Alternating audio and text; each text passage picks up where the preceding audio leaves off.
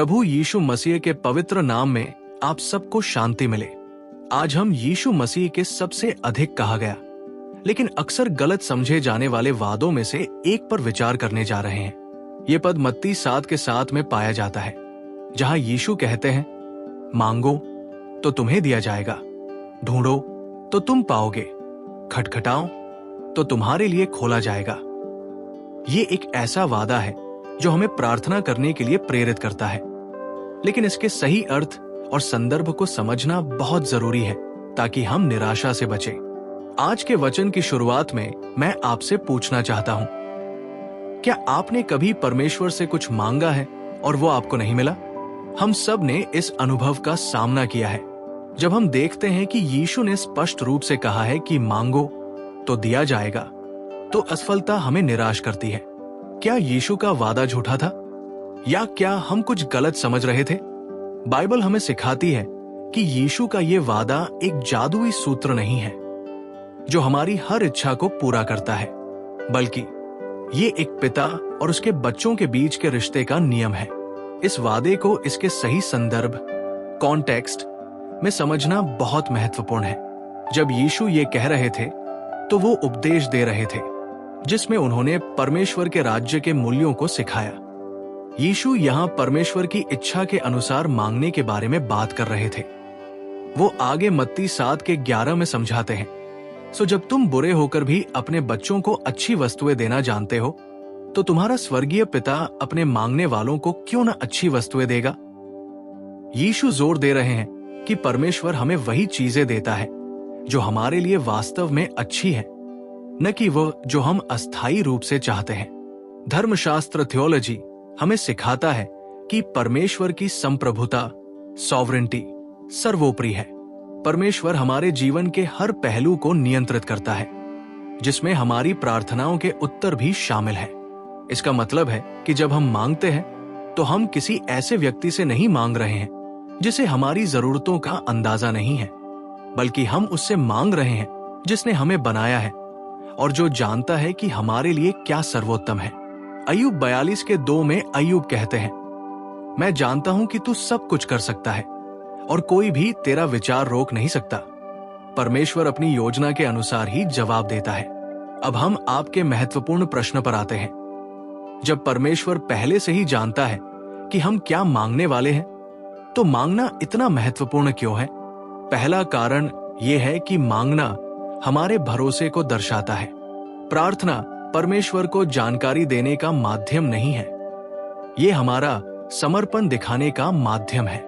जब हम घुटने टेककर मांगते हैं तो हम स्वीकार करते हैं कि हम अपनी समस्या को खुद हल नहीं कर सकते। हम मानते हैं कि परमेश्वर ही हमारी एकमात्र आशा है। ये हमारी विनम्रता का प्रदर्शन है। परमेश्वर चाहता है कि हम उस पे पूरी तरह से निर्भर रहें, न कि आत्मनिर्भर।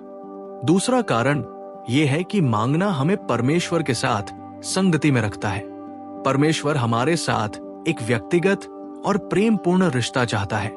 यदि वो हमेशा बिना मांगे ही सब कुछ दे देता, तो हम उससे बात करने या उसके पास जाने की जरूरत महसूस नहीं करते।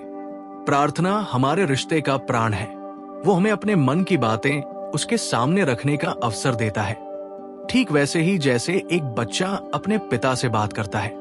यह रिश्ता मांग पूरी होने से भी अधिक मूल्यवान है। तीसरा कारण, मांगना हमें परमेश्वर की इच्छा के साथ जोड़ता है। बार बार मांगने की प्रक्रिया में पवित्र आत्मा हमारे हृदय को बदलता है।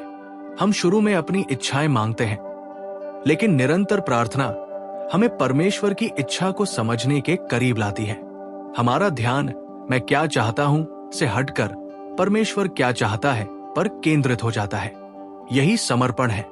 एक यूहन्ना 5 के 14 में लिखा है, और हमें उसके सामने जो भरोसा है वो ये है कि यदि हम उसकी इच्छा के अनुसार कुछ मांगे तो वो हमारी सुनता है।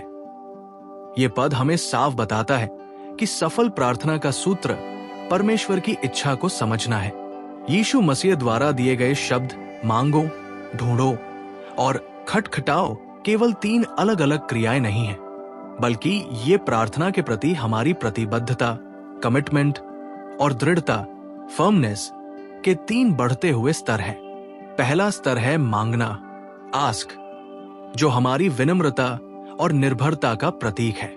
जब हम मांगते हैं तो हम स्वीकार करते हैं कि हम अपनी जरूरतों को पूरा करने में असहाय हैं और हमें परमेश्वर की आवश्यकता है।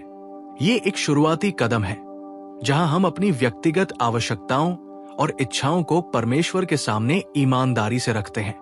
ये एक सरल अनुरोध हो सकता है, लेकिन ये हमारे और परमेश्वर के बीच संवाद की शुरुआत है, जहां हम अपनी आवश्यकताओं को छिपाते नहीं हैं, बल्कि उन्हें विश्वास में व्यक्त करते हैं। दूसरा स्तर, ढूंढना, सीख, मांगने की निष्क्रियता से आगे बढ़कर एक सक्रिय और निरंतर प्रयास की ओर ले जाता है। ये सिर्फ एक वस्तु मांगने के बारे में नहीं है, बल्कि ये उस स्रोत को खोजने के बारे में है जहां से आशीषें आती है, परमेश्वर का राज्य और उसकी धार्मिकता।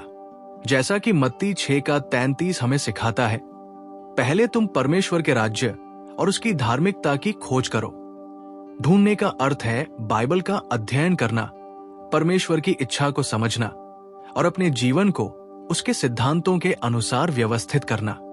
यह दिखाता है कि हमारा अंतिम लक्ष्य भौतिक लाभ नहीं, बल्कि परमेश्वर के साथ गहरा और सही रिश्ता है, और हम इस रिश्ते के लिए समय और प्रयास करने को तैयार हैं। अंतिम और सबसे तीव्र स्तर है खटखटाना, नॉक, जो प्रार्थना में हमारी दृढ़ता और धैर्य की परीक्षा लेता है। खटखटाना यह दर्शाता है कि भले ही दरवाजा तुरंत न खुले, हम आसानी से हार नहीं मानेंगे। ये उस व्यक्ति के विश्वास को दर्शाता है जो जानता है कि अंदर कोई है जो सुन रहा है, और वो तब तक इंतजार करेगा जब तक दरवाजा खुल नहीं जाता। ये यीशु द्वारा बताई गई दृष्टांतों में भी देखा जाता है, जैसे कि लगातार खटखटाने वाले मित्र और अन्याय सहने वाली विधवा का दृष्टांत। खटखटाने की ये क्रिया परमेश्वर की संप्रभुता पर हमारे भरोसे को मजबूत करती है, ये जानते हुए कि उसका समय और उसकी योजना हमारी अपनी इच्छा से अधिक उत्तम है। ये दृढ़ता दर्शाती है कि हमारा विश्वास अस्थायी नहीं है, बल्कि स्थायी है, और हम तब तक प्रार्थना करते रहेंगे जब तक हमें परमेश्वर की इच्छा के अनुसार जवाब नहीं मिल जाता। ये सब हमें सिखाता है कि प्रार्थना एक आलसी अनुरोध नहीं है, बल्कि एक सक्रिय और दृढ़ विश्वास का कार्य है। परमेश्वर चाहता है कि हम ढूंढने और खटखटाने के माध्यम से दिखाएं कि हम वास्तव में उसे कितना चाहते हैं। वो हमेशा जवाब देगा, लेकिन वो जवाब हमेशा हाँ नहीं हो सकता। कभी कभी उसका जवाब नहीं होता है क्योंकि वो जानता है कि वो चीज हमारे लिए अच्छी नहीं है। कभी कभी उसका जवाब रुको होता है क्योंकि उसका समय हमारे समय से अलग है, और कभी कभी उसका जवाब हाँ होता है। परमेश्वर का सबसे बड़ा उपहार और सबसे बड़ी आशीष ये नहीं है कि हमें वो सब कुछ मिल जाए जो हम मांगते हैं, बल्कि ये है कि हमें स्वयं परमेश्वर मिल जाए। रोमियो 8:32 में लिखा है, जिसने अपने निज पुत्र को भी न छोड़ा वरन हम सब के लिए उसे दे दिया, वो उसके साथ हमें और सब कुछ क्यों न देगा।